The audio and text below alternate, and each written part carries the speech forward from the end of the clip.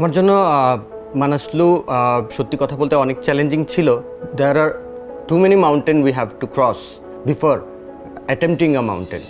একটা পাহাড়ে ওঠার আগে কিন্তু আমাদের অনেক বাধা বিপত্তির পাহাড় ডিঙাতে হয়। পরিচিত একজন ক্লাইম্বার আমরাও একটা জায়গায় বিশ্রাম নিচ্ছিলাম, ক্রিভার্সের মধ্যে সে পড়ে যায়। ক্রিভার্সটার গভীরতা ছিল মিনিমাম 300 থেকে 400 ফিট।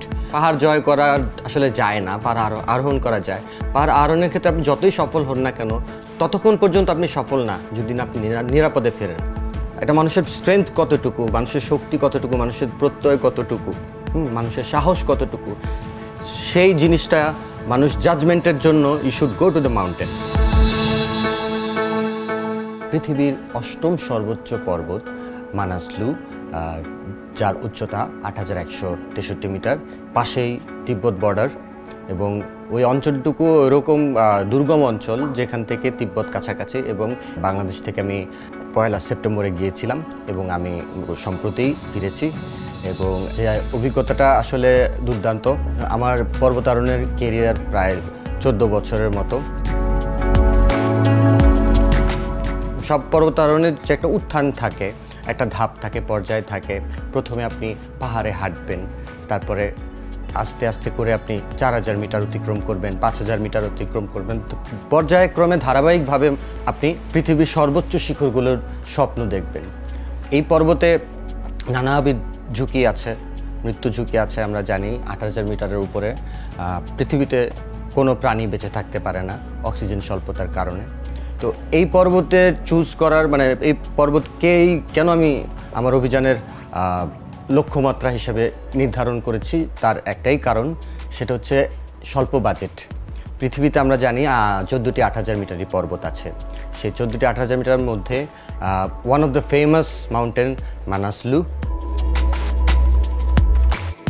আমার জন্য মানাসলু সত্যি কথা বলতে অনেক চ্যালেঞ্জিং ছিল, বাট আমার প্রস্তুতি খুবই ভালো ছিল। আমি দীর্ঘদিন হিমালয়ে আমার আনাগোনায়, এক্ষেত্রে আমার জন্য অ্যাডজাস্টমেন্টগুলো খুবই সহজ, কারণ আমার ওই প্রতিকূল পরিবেশে আমি দীর্ঘদিন যাবৎ সারভাইভ করছি। সো এই ক্ষেত্রে আমার জন্য কিছুটা সহজ হলেও মূল বাধাটা ছিল আর্থিক বাধা। প্রায় আমার এই অভিযানে $15,000 বা 19 লক্ষ টাকার মতো খরচ হয়েছে, যার সম্পূর্ণ অর্থায়ন আমি দীর্ঘদিন ধরে তিল করে যে ইনকামগুলো করেছি, আমার সম্পূর্ণ সেভিংস আমি ঢেলে এই পর্বতের অভিযানে গিয়েছি। আমি সবসময় একটা কথা বলি যে there are too many mountain we have to cross before attempting a mountain. একটা পাহাড়ে ওঠার আগে কিন্তু আমাদের অনেক বাধা বিপত্তির পাহাড় ডিঙাতে হয়। কেউ যদি আমাকে জিজ্ঞেস করতে চায় যে মানাসলু পর্বতের চ্যালেঞ্জগুলো কি, প্রথমত হচ্ছে মানাসলু খুবই ফ্ল্যাকচুয়েটিং ওয়েদার এবং ক্লাইম্বিং রুট হচ্ছে বেস ক্যাম্প থেকে ক্যাম্প ওয়ানের ডিস্টেন্স একটু বেশি, অনেক লম্বা পথ, যার কিছু পোর্শন পর্যন্ত আপনার 1-1.5 ঘন্টা হাঁটতে হয় ক্র্যাম্প পয়েন্ট অবধি পৌঁছাতে। ক্র্যাম্প পয়েন্টের পরে ইট ওয়াজ রিয়েলি লং মার্চ। আর যদি আমরা টেকনিক্যাল ডিফিকাল্টিস বলি, যে সেকশন ওয়াইজ যদি বলতে হয়, আমার ক্যাম্প 1 থেকে ক্যাম্প 2 যে যাওয়ার যে পথটা, ওই পথটা খুবই বিপজ্জনক। আফটার দ্যাট ক্যাম্প 2 থেকে ক্যাম্প 3 ইজি, কিন্তু ক্যাম্প 3 থেকে ক্যাম্প 4-এর যে ডিস্টেন্সটা, ইট ওয়াজ লং ডিস্টেন্স। মানে প্রায় আপনার এক ক্যাম্প থেকে আরেক ক্যাম্পের দূরত্ব 7 থেকে 8 ঘন্টার।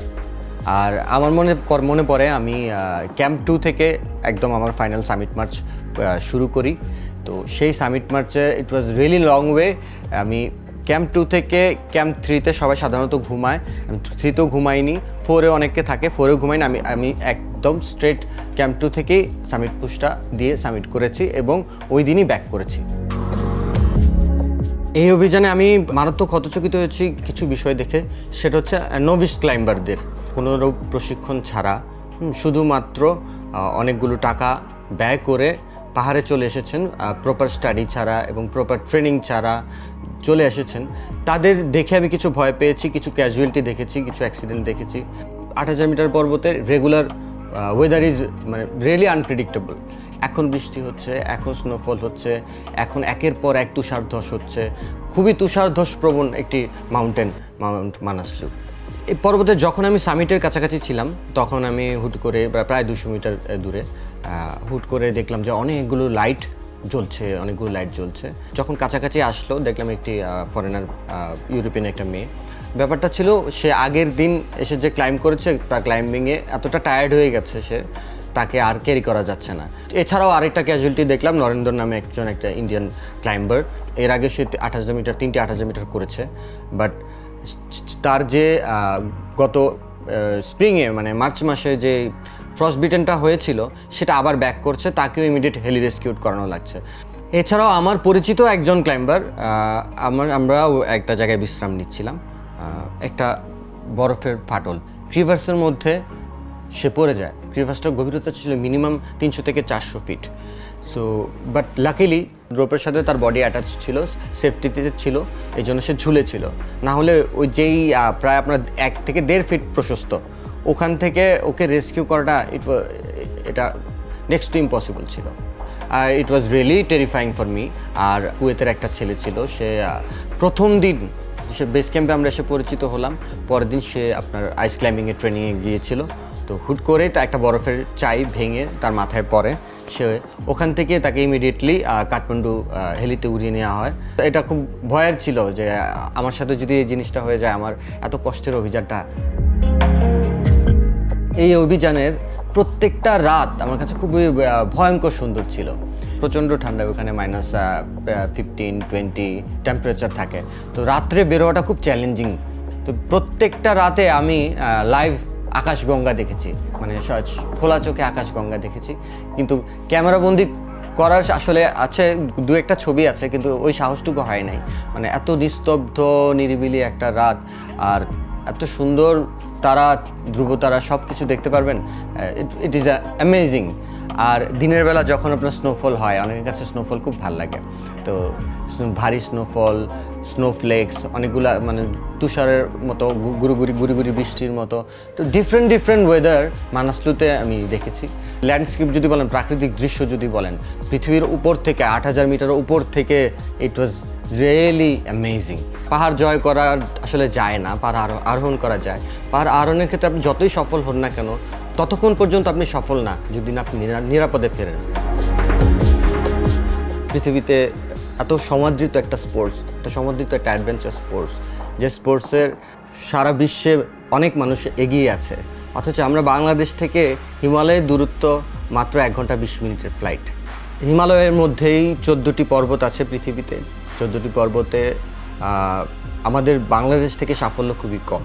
এটা মানুষের স্ট্রেংথ কতটুকু, মানুষের শক্তি কতটুকু, মানুষের প্রত্যয় কতটুকু, মানুষের সাহস কতটুকু, সেই জিনিসটা মানুষ জাজমেন্টের জন্য you should go to the mountain.